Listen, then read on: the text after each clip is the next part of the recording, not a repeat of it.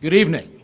My name is Randy Morger, and I am the chairman of the Greater Montana Foundation. My board voted today that they were going to allow me to be the timekeeper, and if I did a good job, they would let me make some introductions, and apparently I must have done a good job because here I am. The first introduction is a real easy one. Bruce Wittenberg is the director of the Montana Historical Society. He is a wonderful friend of the Greater Montana Foundation, and we are big fans of his. So here to provide the official welcome, let's welcome Bruce Wittenberg.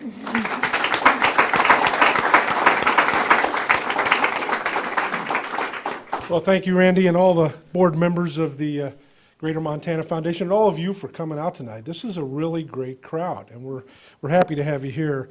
We're happy to have you here in the Craney Studio and McGilver Auditorium to celebrate the life and contributions of the Montana broadcasting industry, but also one of Montana's broadcasting pioneers, E.B. Craney.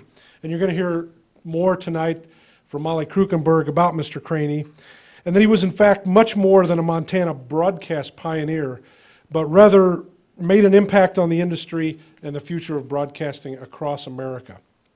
A small part of Mr. Craney's legacy is represented here in the art that you see in this room that once belonged to the Craney family and was donated to the Montana Historical Society in 2006, 67 pieces in all, donated by the Greater Montana Foundation. And you see many of the great Western artists represented in this collection: Charles Russell, O.C. Seltzer, Edgar Paxson, Ace Powell, Ralph DeCamp, and others. And the Craney papers and photos and other objects are a part of the Montana State Archives, thanks to a contribution from the Greater Montana Foundation and the family. Another one of Mr. Craney's great legacies is the Greater Montana Foundation. Through the generosity of the Greater Montana Foundation, you are here in the Craney Studio. This small but efficient and heavily used little room is home to some of the most sophisticated, high-definition video production equipment available, and has allowed the Montana Historical Society to expand the reach of our work and provide video in a variety of media channels across the state and across the world. The Greater Montana Foundation was an early contributor to the Montana Heritage Center project that we hope will become a reality someday, and they have ultimately allowed us to create the Craney Studio here in hopes that someday we'll be relocating it to a new facility across the street, the Montana Heritage Center. I think Mr. Craney would be very proud of the Greater Montana Foundation, and I hope he would also be proud of the work of the Montana Historical Society. So welcome to a wonderful evening celebrating the Craney legacy, celebrating broadcasting in the state of Montana. And you know, as a former newspaper publisher, this is a really interesting evening for me. But quite frankly, you know, the history of newspaper in Montana is pretty well known. But I think you're going to find out this evening, and if you attend the Broadcast Views Symposium tomorrow, the broadcasting legacy in the state is just as interesting. So we welcome you. Thank you very much for coming, and enjoy the rest of the evening.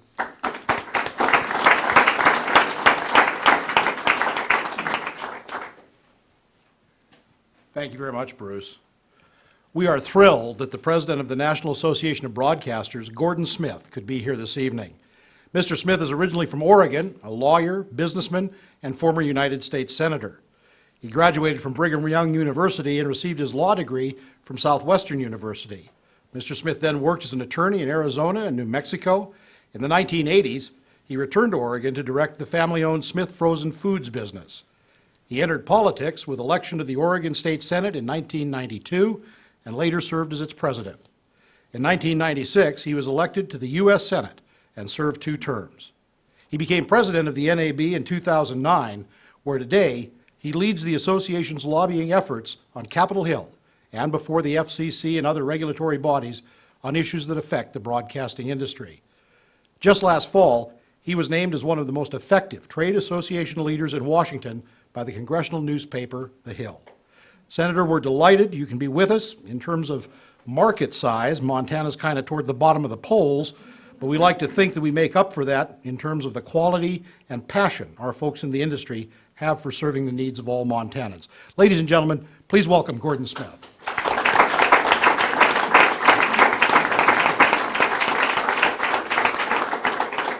Ladies and gentlemen, thank you for that very overly generous introduction. I must tell you, it is a wonderful thing to be in Montana, especially when it provides the opportunity to get out of Washington, D.C.'s hothouse. I am delighted to be here. And when I was learning about E.B. Craney, I was asking John David a little bit about him, and he finally said, you know, he's not going to be there tonight. But what I have learned about E.B. Craney, it inspires me. And I will tell you, as the Lieutenant Governor knows, if you put your name on a ballot, it is really important, those people in our society who, while we don't live in a pioneer age in the old Montana sense, we still have pioneers. And E.B. Craney was one of those. And they add a dimension to our society that confers benefits and blessings in so many incalculable ways. And so I'm here to honor him. I remember many years serving with Max Baucus and Conrad Burns, and Conrad and I served on the Commerce Committee and on the Energy and Natural Resource Committee, and on that particular committee, I became very aware that all wealth and prosperity, with a few exceptions, comes out of the earth. From ranching, farming, mining, you name it. When you name it, you name Montana. Those are hugely important industries. And then when I went with Conrad over to the Commerce Committee, I recognized that there was one industry that didn't dig things out of the earth. It used things in the air, specifically airwaves. And when you think about how E.B. Craney used his pioneer entrepreneurial spirit to use things above the ground and not just below and on the ground, to benefit the life of the Northwest, the Pacific Northwest in general, and specifically Montana, it's hard to calculate fully the value and the virtues he left to this state and to this industry. As I read about E.B. Craney, he may have been one of the first members of the NAB. 1928 he joined. My father had just been born. And he was there as copyright laws were enacted, helped to write them, helped hire the lawyers that did it. Laws that still govern the airwaves today. He's one of the first radio station owners. And then TV came along. He didn't sit in the past. He said, let's embrace that too. Put up translators so that mountain valleys could enjoy broadcasting as well. Took risks. From what I could learn of him, he was the type of man that, like all great American entrepreneurs, they didn't understand the word no very well. And when people got in their way and governments hedged up the way, they found a way around until they made it work. I'm very proud to be numbered among broadcasters now. I'm proud of their legacy of public service, and people take broadcasting for granted these days, and that's understandable. But when I reflect upon the heritage of broadcasting, my father, when I was a little boy, worked for Eisenhower on his White House staff. My mother's last name is Udall. So, Governor, if you're a Democrat, I got it on both sides. When you're nurtured at the knee of a mother like that, you're nurtured in an ethic of public service. And there isn't a broadcaster alive worth his salt that doesn't have as a central plank of his daily mission, the way he earns his daily bread, the conferral of public service by conveying free of charge news, weather, information about emergencies, education, inspiration, the kind of information that allows an American citizen to be part, an informed and meaningful part of every community in America and in Montana. So I'm here to pay tribute to a man I never knew, but the likes of whom I have often known. So whether the pioneering is in a new settlement, in a new industry, we celebrate a man who was truly a pioneer in broadcasting, and by being so, conferred a great benefit and value to the great people of the Northwest and the specific people of the great state of Montana. Thank you.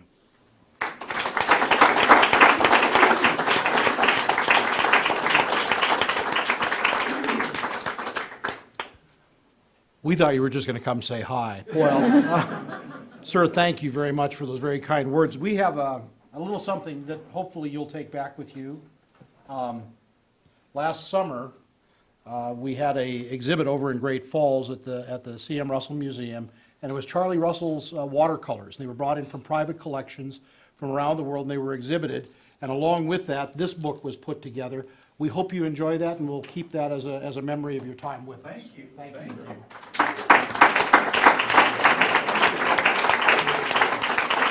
I would have done this for free.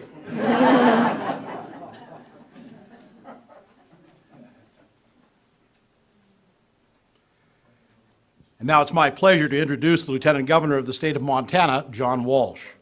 John is a Butte native who attended Carroll College here and enlisted during his 1979 freshman year in the Montana Army National Guard. He later graduated from State University of New York in Albany, and in 2007 received a master's degree in strategic studies from the U.S. Army War College in Carlisle, Pennsylvania. John served in the Montana National Guard for more than 33 years, beginning as an enlisted man, rising through the ranks to be appointed Montana's Adjutant General by Governor Brian Schweitzer, and retiring from that position in 2012 when he ran for Lieutenant Governor on the ticket with Steve Bullock. Over the years, he gave tremendous service to the state and nation, as, for example, in the year 2000, when he led more than 2,000 Montana soldiers and airmen to fight that summer's terrible wildfires, and in combat in 2004 and 2005, when he commanded Montana's 163rd Infantry Battalion in Iraq, the largest wartime deployment of Montana soldiers since World War II. From the enlisted ranks to the highest military position in Montana, and now as our Lieutenant Governor, his professional life can be defined in 3 words: unstinting public service. Please join me in welcoming Montana Lieutenant Governor John Walsh.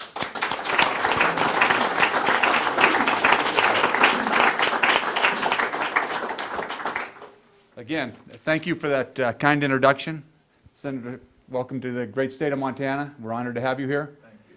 You know, this is really an honor for me and my wife Janet to be here, so thank you so much for the invitation for us to be here to join you tonight. You know, when I became the Lieutenant Governor and we were elected and sworn in, I was in my office and Governor Martz came in and congratulated me, and she told me that, John, you definitely got the best part of this deal. And, you know, over the first 100 days of our administration, you know, I believe that I've been able to see that, and that, you know, Governor Bullock, he'd love to attend all these events, but somehow he gets tied up and asked to attend meetings, and some of the meetings he doesn't necessarily always want to go to, and it seems that there's a fun event like this or a nice event like this that I get to attend. So thank you for the opportunity to be here tonight. On behalf of Janet and I, we look forward to a great evening. You know, tonight we gather for the official dedication of the Craney Studio here in the Montana Historical Society. This beautiful wing of the Historical Society will go on to teach Montana's next generation about our history, like it has for many generations before us. And of course, we wouldn't be cutting the ribbon tonight if it wasn't for Ed Craney. Ed, as was mentioned earlier, was a true Montana pioneer. He established the first radio station in my hometown of Butte, Montana in 1929. He then went on to create KXLF TV, Butte's first TV station, in 1953, and established what is now the Montana Television Network, which is still going strong some 60 years later. You know, think about that, an organization that he created that's made it for 60 years through some very difficult times. But creating Montana's earliest radio and TV station isn't Ed's lasting legacy. Rather, it's his founding of the Greater Montana Foundation. The Greater Montana Foundation has provided countless dollars to dream seekers all over the state of Montana in the field of broadcast journalism. The work that the University of Montana School of Journalism helps students at all levels develop their skills for radio and TV. Now, the Greater Montana Foundation has teamed up with the Montana Historical Society to educate thousands of Montanans about the history and development of broadcast journalism right here in our great state of Montana. The generosity of the Greater Montana Foundation, the generosity that the Greater Montana Foundation has shown over the years is truly remarkable and has no doubt left its footprint on the landscape of Montana.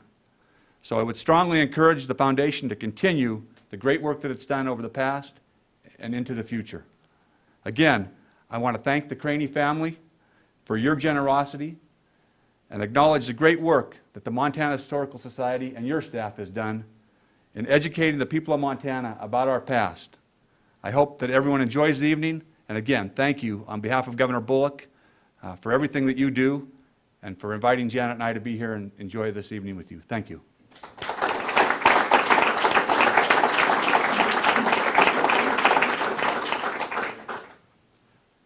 Sir, thank you very much. We know that there are rules on public servants accepting honoraria, so we're giving you bupkis. However, the Greater Montana Foundation is making a nice contribution in your honor to the Enlisted Association of the National Guard of Montana, and we know they'll do good things with it. Thank you very much, sir. Thank you. And I believe we're about in a ribbon cutting mode, are we not? You got it from here. Well, I'd like to invite Lieutenant Governor Walsh, Senator Smith, and the Craney family, Chairman Morger. How far down? You got a bunch of kids and stuff too, Bruce. Bring them all. We'll make it work. Bring them all. We'll make it work.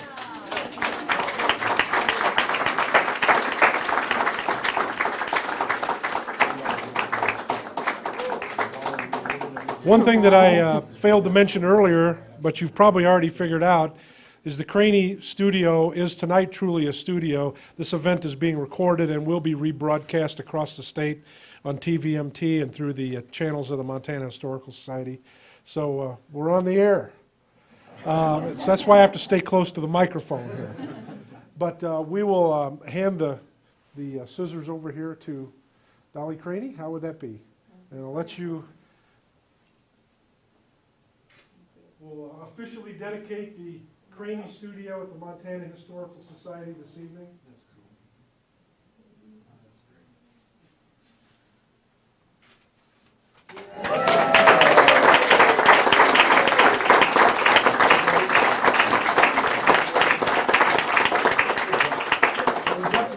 We'll look over this way. We've got some photographers here. How about you hold that? Yeah, no problem. Good idea, Bruce. Here's the boss. You're the boss of that Those now. those may be real gold scissors, but they're not ours. We were very careful with your money now. Thank you. Thank you all very much.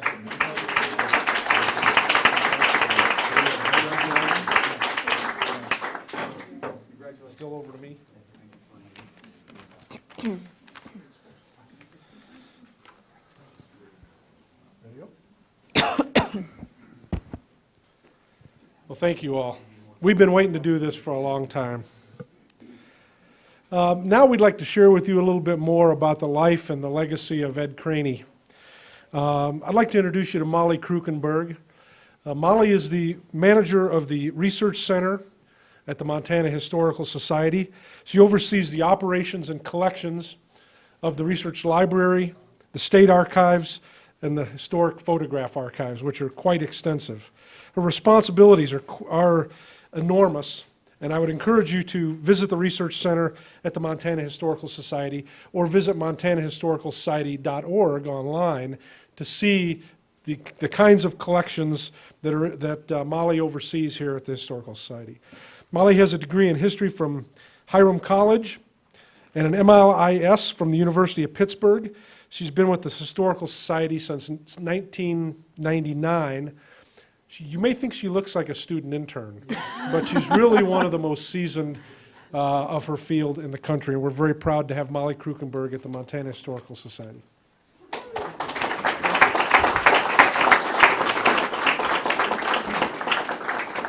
Well, good evening, everybody. It might be a little bit hard to follow all these wonderful speakers and that kind of introduction, but I'm going to talk a little bit about the life and accomplishments of Ed Craney and his contributions to the field of broadcasting.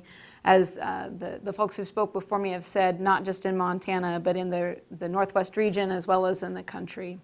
So, welcome.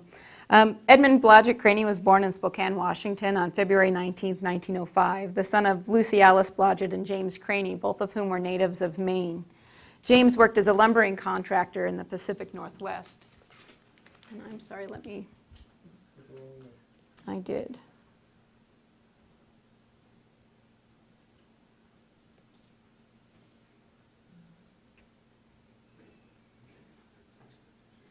There we go. In 1914, James Craney accepted the position of Superintendent of Operations of the Summers Lumber Company for the Great Northern Railroad, a position that took he and his family to Swan Lake, Montana, where they spent the next several years. Ed Craney, who's pointed out here with the arrow, enjoyed his time as a child in the Swan Lake camp. In a lengthy reminiscence here in the archives at the Historical Society, he describes in detail his attendance at the one-room schoolhouse there, as well as his teachers who were to become an aunt in the future, as well as his sister. The Craney family, which is in the upper corner picture, included, of course, parents James and Lucy, as well as sons Ed and Oliver, and daughters Emily, Martha, and Cora. Life in the remote camp was seen as idyllic by Ed, filled with swimming, picnics, and life in the woods. But their time in Swan Lake ended, and the Craney family returned to Spokane in 1921. While attending North Central High School in Spokane, Craney was a member of the school radio club, as well as the advertising manager for the school newspaper, two interests that blossomed into a long career in the communications field. After graduating from high school, he was offered a job in a radio parts store where he worked for the summer. His job at the store initially was to assemble and sell radio receiving sets. While he was employed at the radio parts store, Thomas Simons Jr. offered to buy the store from the other owners, which he did, and then he put Craney in charge. Craney was uncertain about the viability of a radio parts store in a town with no radio stations. At that time, the closest radio station was in Seattle, and many stations in the West were folding as soon as they opened. Simon's solution to this concern was to start the first radio station in Spokane. So Craney took a 2-week course at the YMCA to earn his first-class license, and in 1922, the company of Simons and Craney started Spokane's first radio station, KFDC. This was the 18th radio station in the nation, and it operated initially with just 5 watts of power. Simons then turned the radio parts store into a wholesale shop, and in addition to helping with the operations of KFDC, Craney traveled throughout the Northwest to increase wholesale radio sales. And in the course of that, he visited Montana several times. He first visited Butte in 1927 while selling radios for the Spokane store. And at that time, the only radio broadcasts from Butte were from an amateur operator playing phonograph records for an hour or two each day. With this information in mind, Simons and Craney decided to branch out, and while Simons took over the running of the radio station in Spokane, Craney moved to Butte. They applied for a license to start broadcasting in Butte, but it was at first denied due to the 1927 Radio Control Act, which was meant to balance the war of the wavelengths between amateur and professional broadcasting. But in 1928, the Federal Radio Commission granted the Simons Investment Company permission to broadcast from Butte. They had initially planned to broadcast from the Finland Hotel, but the hotel management backed out at the last minute without an explanation. They scrambled to find another nearby location, as anything too far away would require another license application and a lengthy delay. They ended up with an agreement to use the 3rd floor of Sam Shiner's furniture store on East Park Street. But just as they were about to set up shop, Mr. Shiner told them that they couldn't broadcast from his building.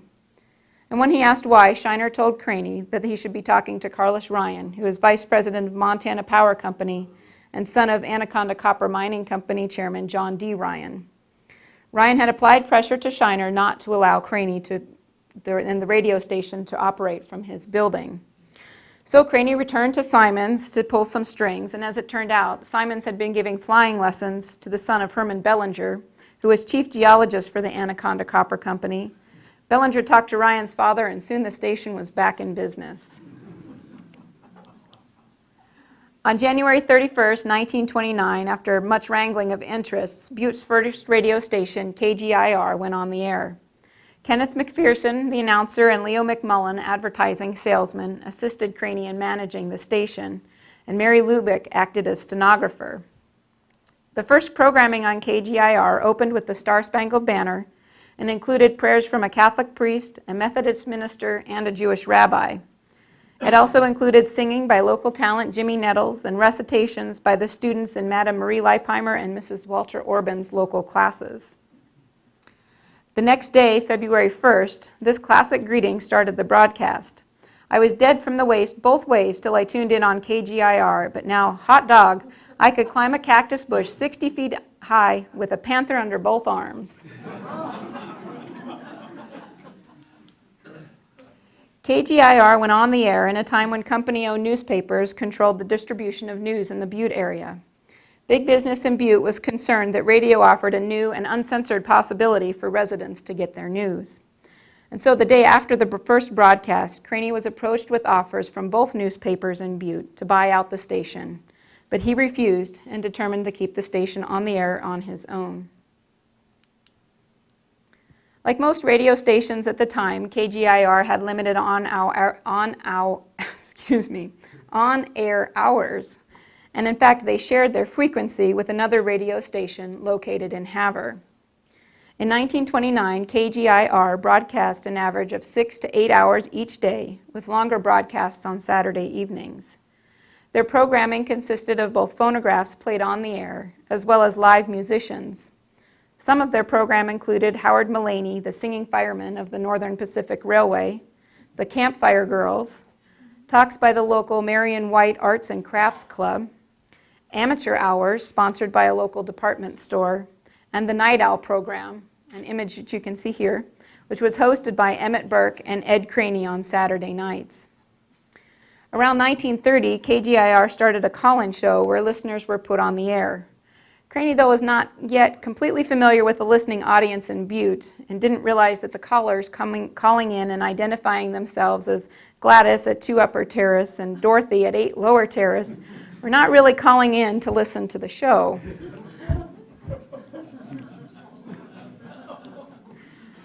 Local businesses would sponsor programming with KGIR, and one of the first very successful ventures of this manner was a live broadcast of President Herbert Hoover's inauguration on March 4, 1929. The cost for this broadcast in 1929 was over $1,000, but most of that cost was paid for by local businesses.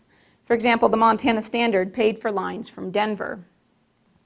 This inauguration broadcast was a significant event in Butte, as the schools were closed that day and radios were installed in movie theaters so that students could listen in.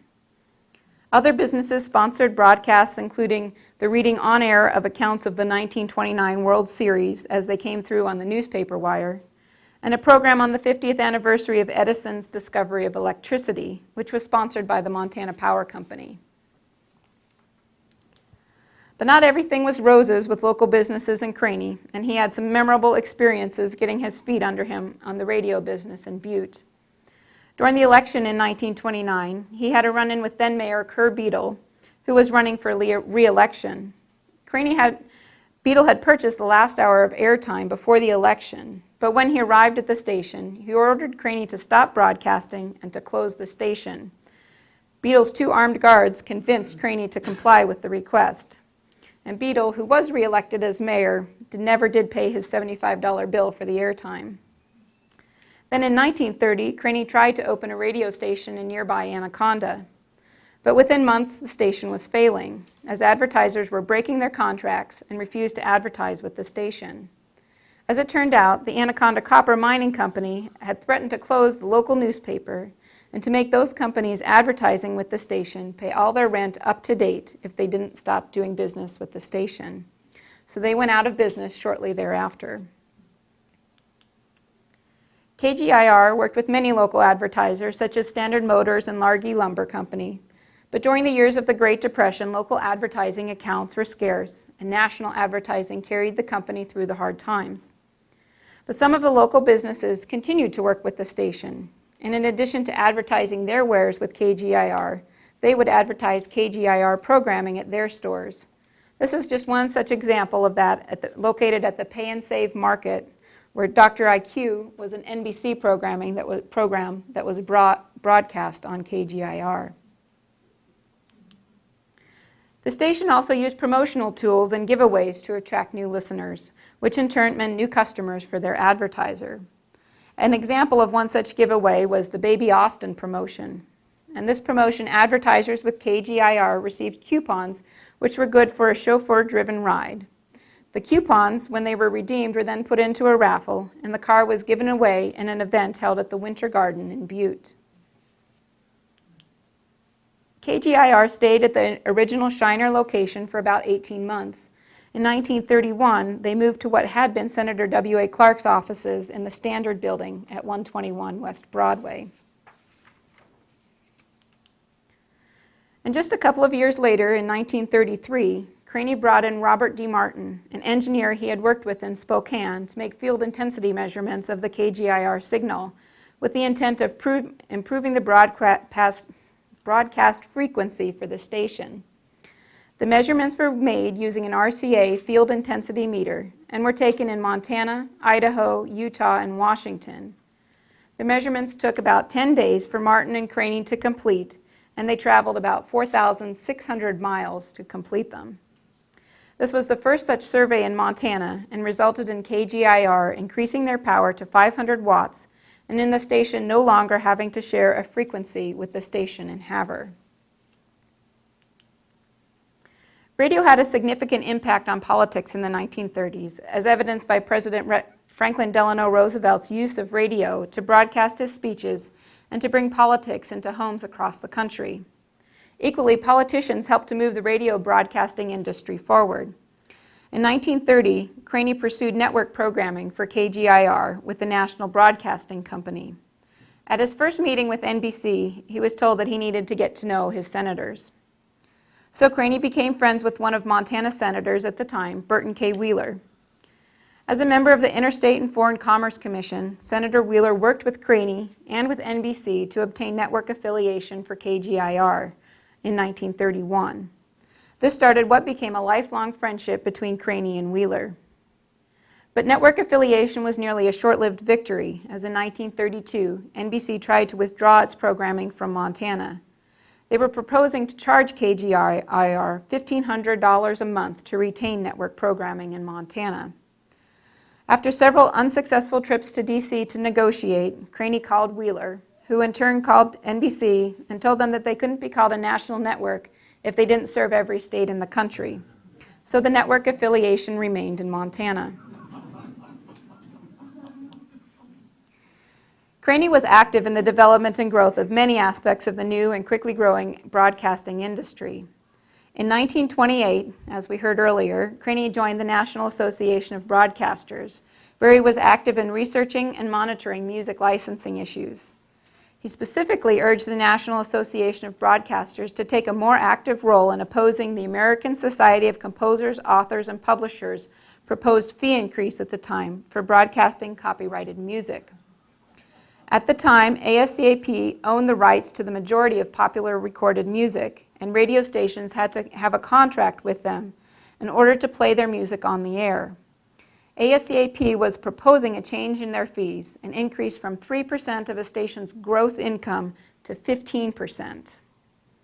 After much legal work, the case was eventually settled, and the results required stations to pay the ASCAP fees only on the music portions of their programming instead of on gross income. This was a big financial boon for the radio industry as it reduced their overall operating expenses. Craney also actively opposed the construction and licensing of superpower or clear channel stations in the United States.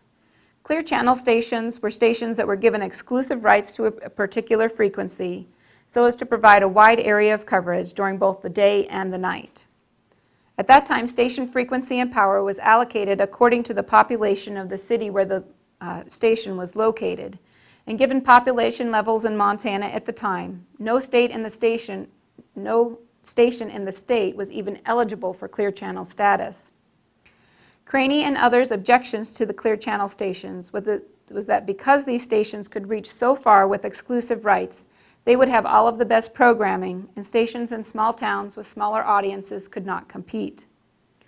So with this assistance again from Senator Wheeler, Craney and other broadcasters lobbied to limit the power of clear channel stations and were successful. They contended that it was feasible to provide better radio coverage to rural areas by the application of engineering rather than by merely using more power. In 1937, Craney built a home and a new studio for KGIR at Nistler Junction, located about 7 miles west of Butte. With the new building, they increased the station's power to 5,000 watts and installed a custom-made transmitter that was constructed by engineer Jack Provis, and it was used until the 1960s. KGIR remained here at this location until they moved into the KXLF TV location on South Montana Street in Butte in 1956. As with most industries, the Great Depression was a difficult time for growth in the broadcasting industry. In fact, no new radio stations were put on the air in Montana between 1931 and 1937. But Craney was looking to expand his radio operations. Because he had been at the forefront of the fight against clear channel and high-power stations, he developed a strategy to create a network of 250-watt stations across Montana. They would be managed by him and would receive programming from the Butte station, KGIR. The culmination of this strategy was the creation of a regional network, the Z-Bar network, which consisted of, at first of KGIR in Butte and a new Helena radio station. KPFA in Helena went on the air October 1st, 1937 as an NBC affiliate and with Kenneth McPherson as the manager. KPFA was the source of political and public affairs programming for the Z-Bar network because of their location in Capital City. This was aided by the fact that the station was located in the same building as the United Press, so they just had to go upstairs to get their latest news to report. As soon as KPFA in Helena was up and running, Craney continued to build his Z-Bar network by expanding into Bozeman. The Bozeman station, KRBM, began broadcasting October 15, 1939, from a small brick building east of town, although they maintain an office and an interview studio in the Baxter Hotel in downtown Bozeman. The station there was managed by Ernest Neath, and during World War II, they lost many of their employees to the service, and at one point, Ernest's wife, Dorothea, was called upon to be an on-air announcer, becoming one of Montana's first female radio announcers. In 1940, there were only 8 radio stations in Montana, and Ed Craney owned 3 of them. These stations in Butte, Helena, and Bozeman made up the Z-Bar network, the first full-time radio network in Montana. The Z-Bar network used innovative technology to share programming. Specifically, they used reversible lines between the stations, which allowed for programming to be sent or received from either end of the line. For example, KPFA in Helena originated several daily newscasts for the entire network, but the station also received programming from KGIR in Butte. Craney was searching for consistency with his network of radio stations. One way that he connected them was by having each station begin their daily broadcasts with a poem by Ella Wheeler Wilcox that urged the listeners to forget about yesterday's sorrows and start their days anew. On Thanksgiving Day in 1946, the Z-Bar network adopted an XL prefix for their call signs in order to solidify the relationship between their stations. Thus, KGIR became KXLF, and so forth. This move also included Craney stations in Portland, Ellensburg, Washington, and Spokane. Craney also created the Pacific Northwest Broadcasters Network to include the Z-Bar network. The initial plan for this group was to feed the member stations with newscasts and blocks of recorded music, with local stations then inserting their own commercials and hometown information. But with the exception of one show called the 1,000 Mile Quiz, these plans did not materialize. The success of the Pacific Northwest broadcasters, however, was in the sales of regional advertising for the participating radio stations. Following World War II, political pressures from broadcasters caused existing restrictions on new stations to be lifted and outdated regulations to be modernized to accommodate more stations in the broadcast bands. As a result, there was an increase in the number of radio stations operating in Montana in the post-war period. In many cases, radio service came to many small-town Montana communities for the very first time. Craney was certainly part of this overall expansion in radio service, opening a new station, KXLL in Missoula in 1947, and KXLK in Great Falls that same year.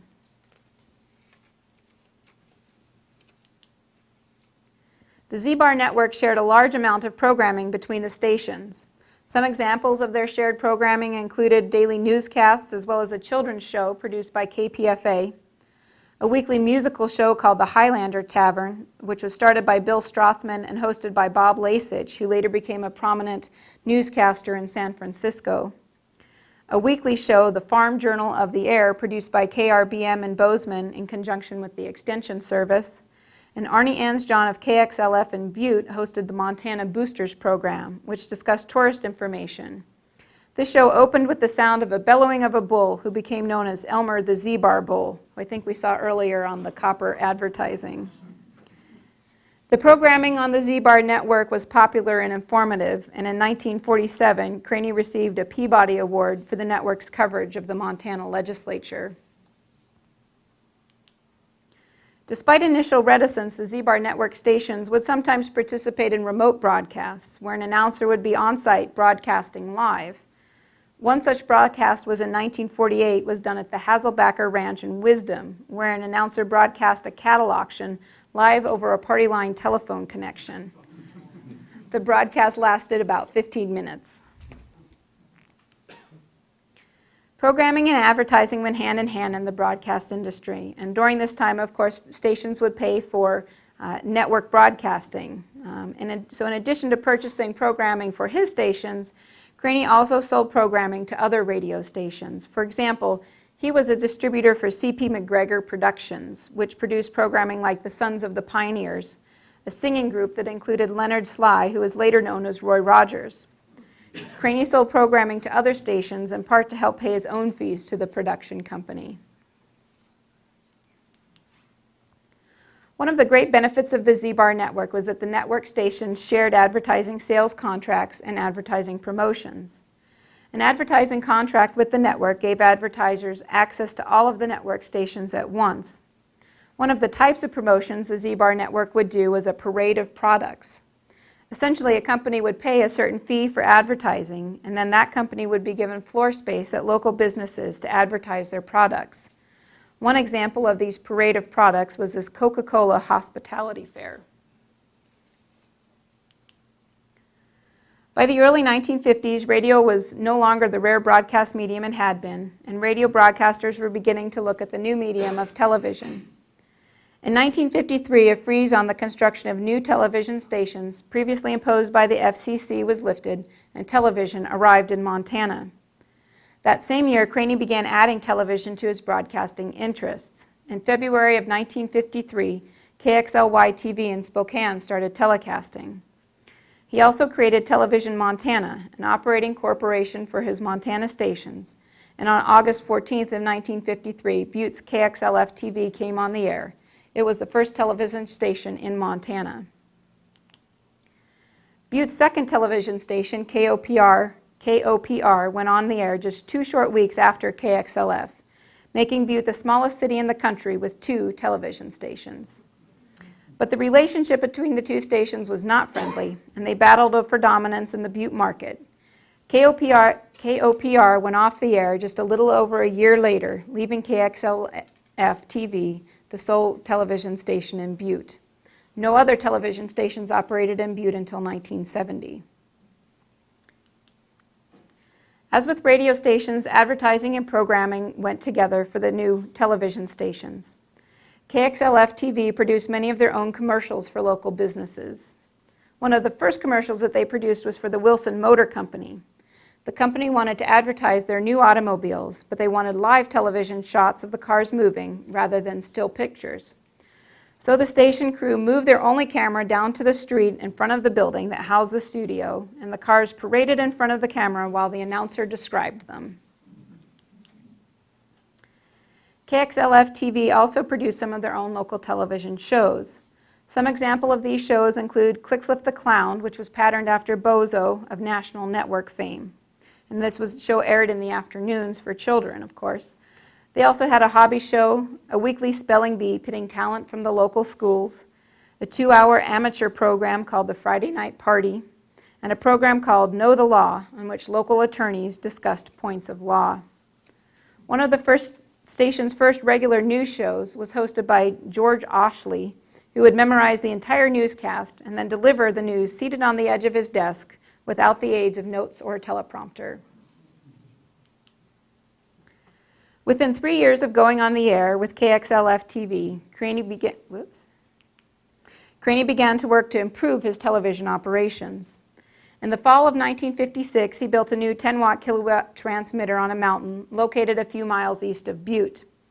The new transmitter was built in order to increase signal coverage and his potential audience reach. Unfortunately, a fire in 1959 destroyed the transmitter. Also, in 1956, the station relocated to the old Milwaukee Railroad Depot in Butte, closing their doors at the first location at 11 p.m. on December 21st and starting production by 4 p.m. the next day. Continuing his work to expand television broadcasting capabilities, Craney began work to bring network programming to his stations. However, the mountainous terrain did not allow the long microwave hops required from areas where network signals were received to his Butte station. In trying to remedy this situation, Craney attempted to organize other broadcasters in the state into one large company so that they could install relay stations that would benefit them all, but he found little interest among other broadcasters in the state. So instead, in 1957, he installed a series of boosters south of Butte. Jim Manning, an engineer who worked for Craney, recalled the difficulty of locating sites and survey headings for the boosters. He recalled that it sometimes took days and a whole lot of walking to locate sites for the boosters. They would use mirrors during the day and flashlights at night to survey the headings. In continuing his quest to expand television programming opportunities, in 1959, Craney organized the Skyline Television Network. This was a series of off-air pickups allowing stations to pick up programming during off-air hours. The network started in Salt Lake, went to 2 stations in Idaho, and then worked north in Montana to Butte. The Skyline Television Network, like the Pacific Northwest Broadcasters, was also a mechanism for advertising sales. As with radio, the national companies were more interested in advertising contracts when they were purchasing for multiple stations in a larger viewing area. Following the pattern of the Z-Bar network, Craney intended to create the state's first television network as well. So in 1957, with the first broadcast occurring on January 1st, 1958, KXLJ-TV in Helena joined the network as a satellite station to KXLF-TV in Butte. Barclay Craighead was a stockholder and manager of KXLJ-TV. The station was originally planned as an unattended translator that would simply rebroadcast programming from Butte, but the FCC denied this application when it was written in this manner, so Craney proceeded with building a complete station in Helena. With some exceptions, the Helena station originated only a few of their own local announcements and public service programs. One such exception was in 1959 during the legislature when KXLJ filmed a portion of the legislative proceedings, which were then broadcast in Butte, Helena, and Great Falls. This was the first time in Montana that the legislature was televised. Similarly, they also had members of the legislature come to their studio to talk about their bills and their positions on them on the air. The Helena station had difficulties from the beginning due to competition with Helena TV Incorporated, the local cable television company. Because the cable station had started operations first, most Helena businessmen believed viewers were watching the cable station and not the broadcast station, so they would not advertise with KXLJ. The two companies fought over audience, programming, and rebroadcasting of stations from outside of the Helena area. and after several years of court battles, appeals to the FCC and to the U.S. Court of Appeals, Craney found he could not successfully compete with the cable station, and KXLJ went off the air briefly in January '59, and although they did come back on the air, Craney decided soon after to sell his television interests. The competition between KXLJ TV and Helena TV Incorporated embodies Craney's stance on the regulation of community antenna television, or cable TV.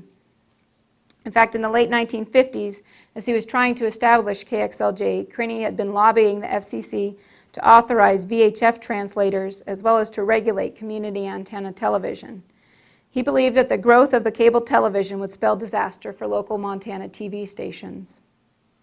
As part of the work he did on the issue, he organized the Tri-State Television Repeater Association in 1959. This was an organization that represented booster clubs in Wyoming, Montana, and Idaho. Moving forward with his plans to divest, Craney sold his television holdings, both the Butte and Helena stations, to Joe Sample. Sample later sold the Helena station to Helena TV Incorporated, but kept the Butte station. The call letters of the Helena station were changed to KBLL to imitate the sound of the word cable. Although retired from broadcasting and marketing, Craney remained active in the profession. In fact, he began to work even more actively in lobbying for more power for translators and other issues of importance to the industry. He assumed the presidency of the newly named Tri-State Television Translator Association, which had previously been the Repeater Association. And in 1967, he led the move to reorganize that group into the National Television Translator Association. Through his work and the work of this group, results such as more power in common carrier microwave for all translators, inclusion of FM translators in the organization, and licensing of satellite translators were seen. Craney also acted as editor of the Bulletin, the newsletter of the National Television Translator Association, which disseminated news and technological information about broadcasting. He remained the editor until 1970. Throughout his life and career in Montana, Craney maintained lifelong friendships with many well-known Montana and Butte residents. In addition to his friendship with Burton Wheeler, Craney was also a good friend with Gabriel Teddy Treparish, owner of the famed Rocky Mountain Cafe in Meaderville. This nationally renowned steakhouse was also one of the first ever sports bars, having had a television mounted in the restaurant's bar. Craney and Treparish were such good friends that when Craney decided to retire, Treparish followed suit and retired at the same time. He promptly closed his restaurant, donating the historic bar from it to the World Museum of Mining. Philanthropy is also on Ed Craney's long list of accomplishments. In 1958, he and his wife Connie founded the Greater Montana Foundation, whose purpose was to preserve the heritage of Montana and to encourage excellence in Montana broadcasting. Throughout their life, as you've heard from others here, the Craneys amassed a collection of Montana artwork from artists such as C.M. Russell, O.C. Seltzer, and William Standing. They donated the collection to the Greater Montana Foundation, and it was later donated here to the Montana Historical Society. The Greater Montana Foundation was also active in supporting the everyday work of museums throughout the state, including the Montana Historical Society. They were also influential in the creation of a statewide museum organization. In promoting the excellence in broadcasting, the Greater Montana Foundation established the Radio Awards in 1961. They were awarded through 1977 and were a means to recognize station and personnel excellence in broadcasting and to encourage a desire in broadcasters to provide quality broadcasts and programming. In 1981, they established a new award, the E.B. Craney Montana Broadcasting Award. Additionally, the Greater Montana Foundation promoted the study of broadcasting through a seminar series as well as scholarship programs for broadcast students. By the late 1970s, Craney retired further from the broadcasting profession. However, his contributions and accomplishments were far from forgotten, and in 1979 he was awarded an honorary degree of Doctor of Public Service from Montana State University. Later in his life, Craney moved to Utah for a few years and then to Idaho in about 1986, where he lived near his son James. In his own words, Ed Craney departed planet Earth on April 6, 1991 in Montpelier, Idaho, at the age of 86. At his request, there was no funeral or any services held to celebrate what he called his delightful visit to planet Earth. Craney's instructions, again in his words when he kicked the bucket, were that there was to be no fuss and that the champagne would be opened to celebrate his life on Cloud 89. Ed Craney left an impressive and significant legacy to the people of Montana. A pioneer in the field of broadcasting, both in Montana and nationally, he contributed to, and in many cases drove, the growth of both radio and television in this state and in the country. With his work with industry organizations such as the National Television Translator Association and the National Association of Broadcasters, he promoted and supported the idea of local stations broadcasting local programming. He was also an advocate for equal opportunity for radio stations of all sizes. Ed Craney left a legacy of excellence not only to the broadcast industry, but also as a model to all those striving for excellence in their chosen fields. Thank you. And I understand. Oh.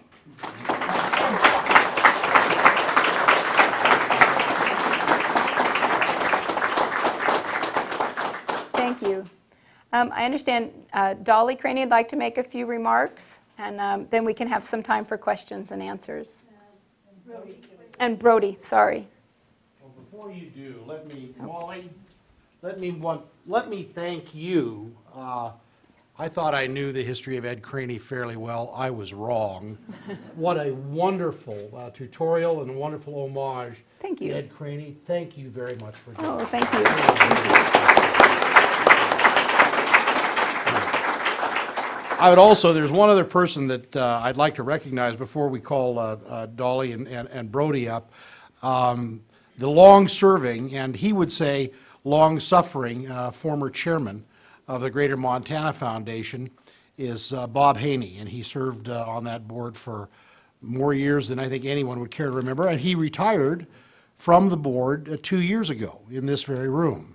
And now we sit again in this room to have it formally dedicated. And it was one of Bob's great hopes and visions that, in fact, we would have an Ed Craney studio. Bob is with us tonight. Bob, would you please stand and be recognized?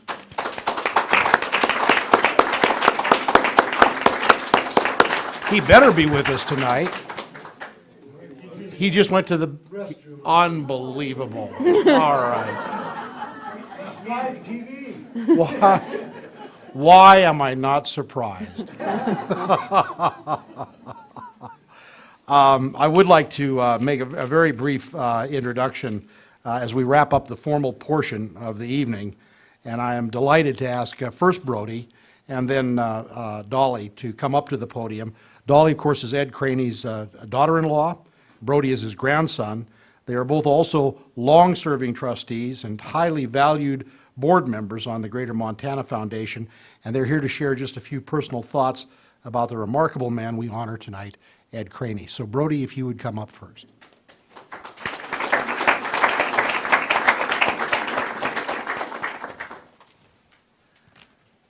E.B. Craney.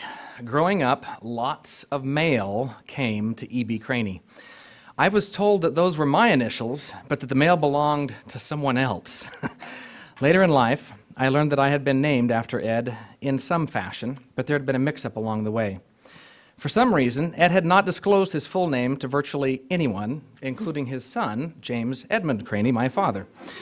The world simply knew my grandfather as Ed. My father had found a black wooden toolbox, which I still possess, in Grandpa Ed's workshop, that had the name Edward B. Craney inscribed under the lid. As the story goes, this toolbox was my father's basis for knowing my grandfather's true identity.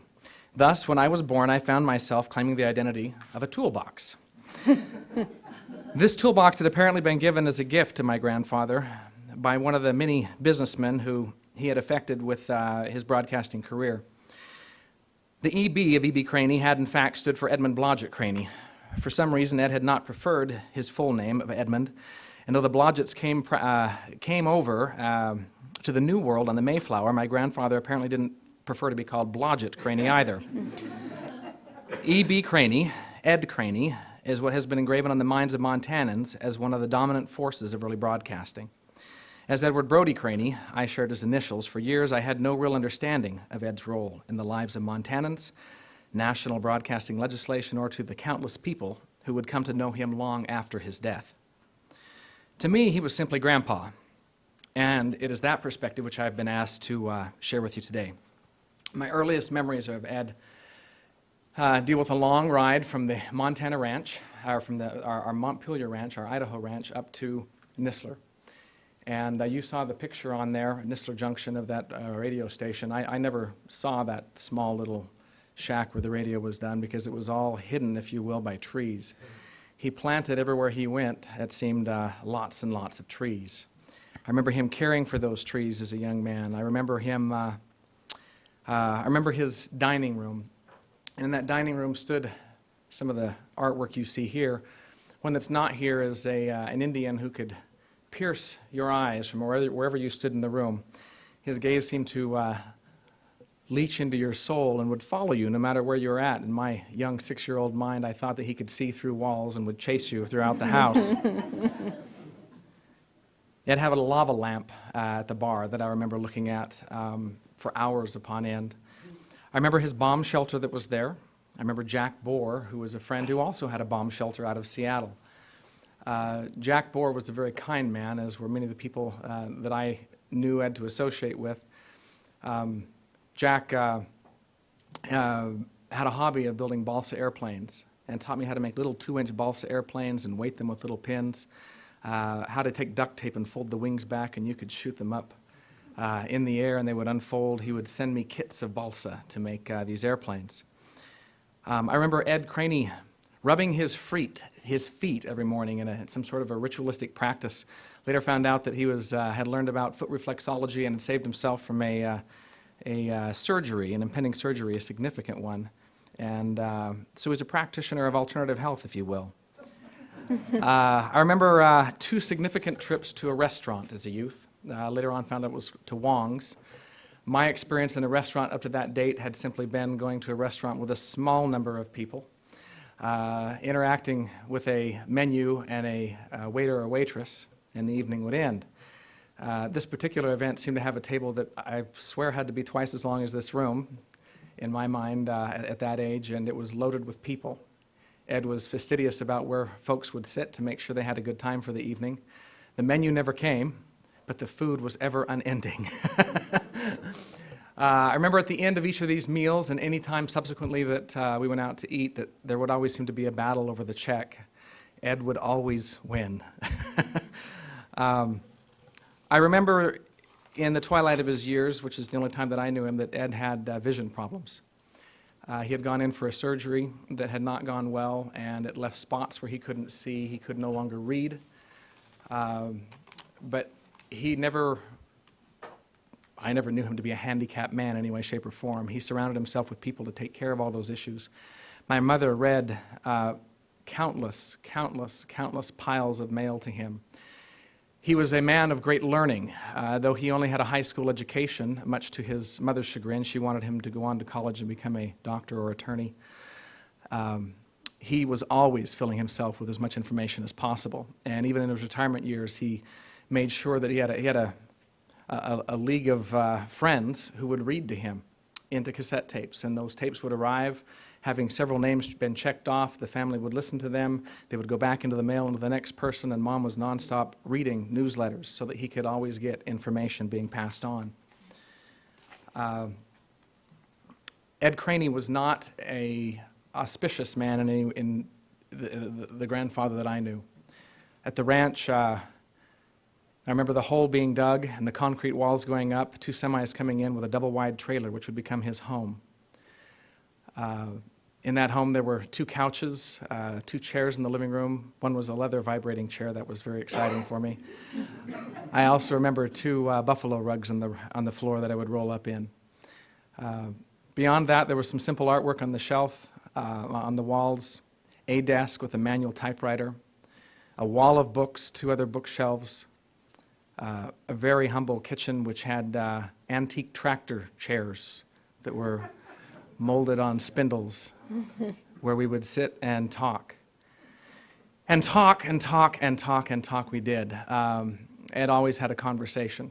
And it was always fun to watch guests come to the house because Ed loved to cook. In fact, he called his wonderful trailer there the Throw It in Your Gut Cafe. If you came, you would be fed ever unendingly. And it was always fun to watch as the guests would come and they would be engaged in conversation with someone else, and he would sneak up from the side and plop a new pile of food upon their plate. They would protest, and he would just simply look at them and say, "Throw it in your gut." And then they would turn it again, and he would do it again, and pretty soon they were hovered over their plate. "Please don't add any more." Those of you who knew Ed probably knew that he also loved to have fun, and one of his favorite things was a card game he called Pitch. 6 cards, and we would gather around that table unendingly and learn lots of facts about life. Learn how to make your case, learn how to work alone, learn how to work in teams, learn how to bluff your neighbor, learn how to give signals to your neighbor, learn how to celebrate your own victory, learn how to celebrate others' victories. Ed was a very hard worker. He expected the best of everyone. And one of my last memories that deal with Ed, I was away on a mission in the West Indies. Did not know much of what you have learned here tonight. I just knew the good man of Ed Craney and the influence he had had on my life. And I wrote a letter to him thanking him for the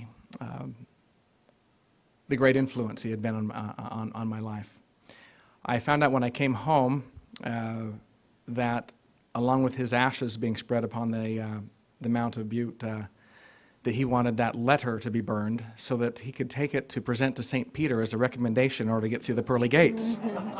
So I found out he even had a little bit of a spiritual side to him, hoping to get through the doors there. He wanted everyone to know that he would be on Cloud 89, and that should you travel his direction, that you should look him up. I want to thank everyone who has been a part of helping to carry his vision forward, for all who have worked to distribute awards in his name, for all who have worked on this Greater Montana Foundation to carry on his traditions.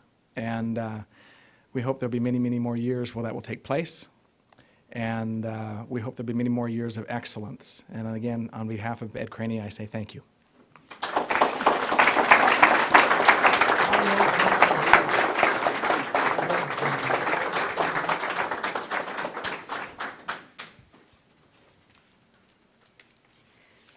Well, I'm at a little bit of a disadvantage because I left my talk at home.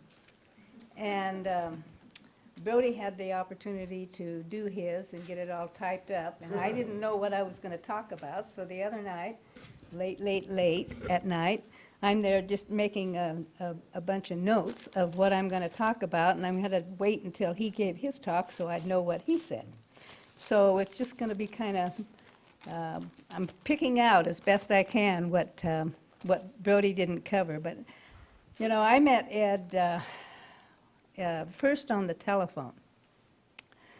And, well, let me back up and just say, if I were to give an overall impression of Ed, it would include such words as character, integrity, willingness to work hard, knowing the difference between right and wrong and fair and unfair, and serving on the side of right and fair, and all the things that you heard about in here, those trips to Washington, D.C., and the deal with ASCAP and the FCC and what have you, those were battles that he took on himself.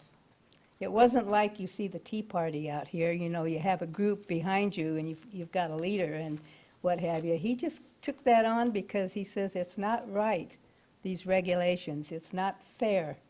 And he did those battles. He felt very strongly about them. I didn't know any of this, and much of what I learned through those countless tapes and correspondences that came in the mail because he couldn't read them, so I'd read them to him. But I first met Ed on the telephone when Jim and I were thinking about getting married. Well, Ed had been married, I think, 3 times before, and Jim had been married once before, and that was an uncomfortable divorce. So I think they were a little bit suspicious of this newcomer. So I got this call one day at my house, and he, you know, hello, how are you doing, and so on and so forth. And he says, he says, I understand you and Jimmy are getting a little close. And he says, it's a waste of time because I've got these two Oriental girls that are all lined up, and they'll be coming over, and they'll take care of everything. And, the first call, and I said, well, okay. And then down the road, there was another call, and sort of along the same lines. Well, as our getting married actually got closer, and the kids and I went to Jim's house, because that's where our family was going to move to. And a telephone rang, and I answered the phone, and he was kind of surprised. He says, what the bleep are you doing there? He says, don't you know those two Oriental girls are going to be here? And I says, well, I wish they'd hurry up and get here, because there's much work to be done, and if they did the work, I could spend time with Jim. And I think that kind of took care of that. He never bothered me about that anymore.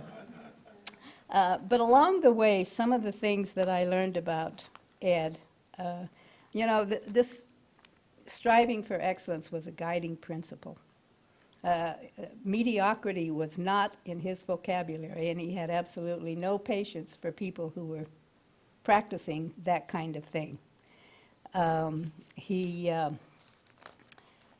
had enemies and he had friends, but one thing was that the people that maybe you might call his enemies still respected him. And he had lots of friends, and loyalty was a very strong character of his, a characteristic of his. Tom Simon was mentioned, Senator B.K. Wheeler was mentioned, Jim Manning mentioned. These people were not only his cohorts, people that he worked with, but they became friends. And when he utilized the services that B.K. Wheeler could do for him, but he had a way of always giving back, and I guess you'd say paying back. He called, and he had a way of sort of orchestrating what everybody did.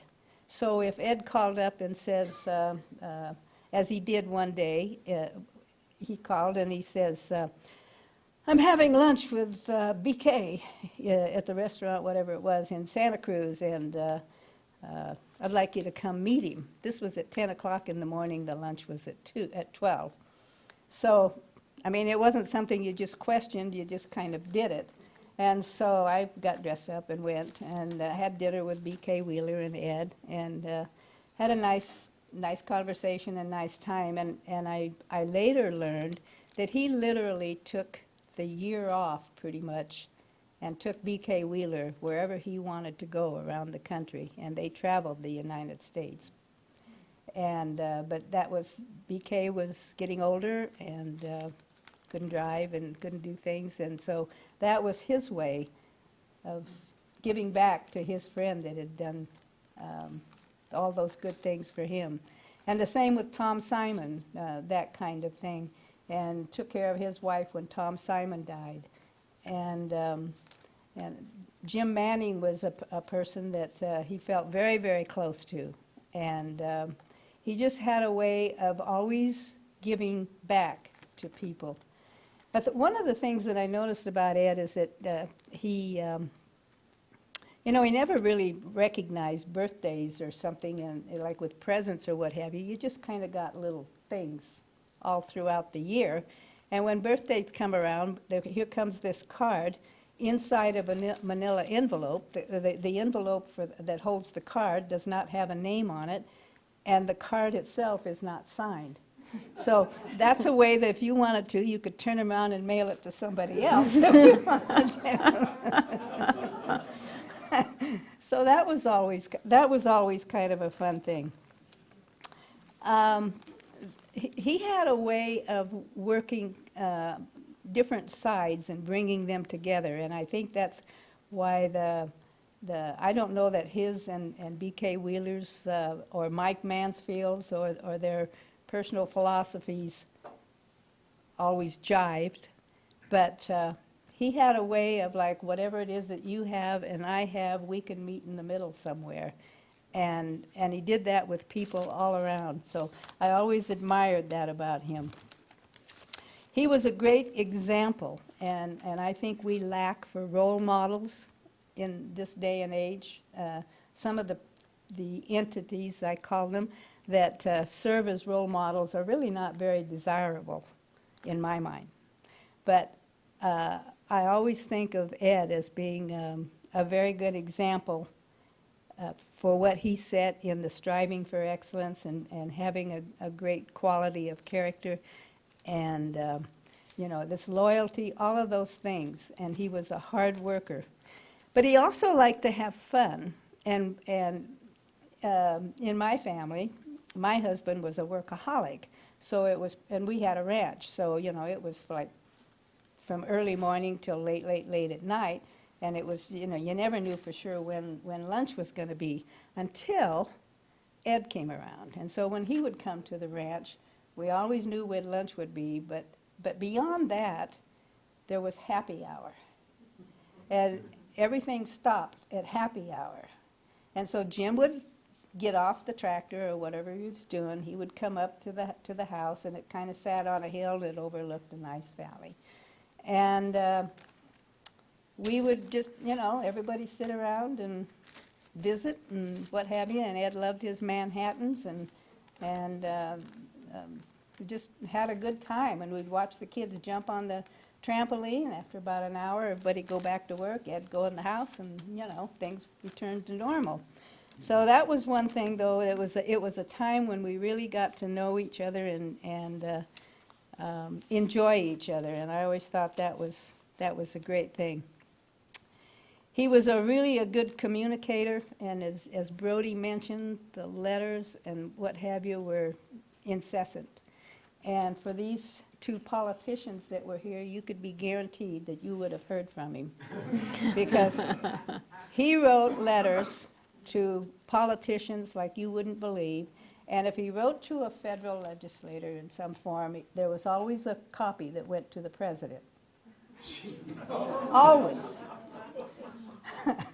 and so he was such a great patriot, such a, you know, he really believed strongly in this country and the principles, and he fought hard in every way in the name of freedom and liberty. And he says you can't just talk about it, you got to do something about it. And writing those letters was one of his ways of doing something about it. In closing, I'd just like to say that one of the big lessons I learned from Ed was grace. He was a person who was used to being in control, as those that knew him could affirm to.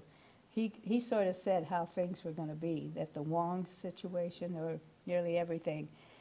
So this is what he was used to doing. But as he started going blind, he reached a point, and one day he came to me and he says, here's the keys, there's the car, you're the chauffeur. He gave them up. He says, I just turned in my driver's license. And I thought, well, now there's a smart man. He recognized that he had done it long enough and it wasn't safe anymore. And then as time went on, he became more and more dependent upon those of us in the family. And so you picture this man who's used to being in charge of everything, and then now not being in charge. We fed him, we changed his clothes, we bathed him. He never did anything but say thank you. Whenever I'd go and feed him, it reached a point to where I literally fed him, and he would say thank you. And, you know, talk about making you feel bad sometimes, because it isn't always easy to take care of somebody else. And so if you're stopping with work that you're doing and you're over and you get a little short and you're thinking, hurry up, and then to say thank you. He taught me a lot about that kind of thing. And Jim had a heart attack. We were up in Spokane, and he was fixing up his aunt's house so we could sell it. And he was there. I was in Sandpoint at the time, and he had this really, really bad heart attack. And it was bad enough that he nearly died 3 times in 2 weeks in the hospital. And we didn't even tell his dad. We'd had to leave his father in a skilled nursing facility. We thought we were going to be gone for a week. But at any rate, we didn't tell his dad because we knew he would take it really, really hard until we knew that Jim was going to make it. So when we finally, about 3 weeks after Jim had his heart attack, I had Jim call and tell him what had happened. And then Ed just quit eating. And he took charge again, is what it amounted to. Well, we got home about a week or so later, a couple weeks, and the first thing we did was stop to see Ed and let him know that we were back home. And next morning about 11 o'clock, they called up and says, "You need to come in." And just watching Ed in this whole process, he never complained. As Brody said, you never really felt like he was disabled because he never acted like it. He lived in his own home most of the time. He knew the furnishings. But it was just very touching to sing lullabies as he passed away so gracefully. And that's a moment that I'll treasure. I will always remember the graceful way that he left the world, because he had a very strong, wonderful way of the way that he was behaved in the world. And I am so grateful for the fact that we've had this commemoration, because I think he deserved it.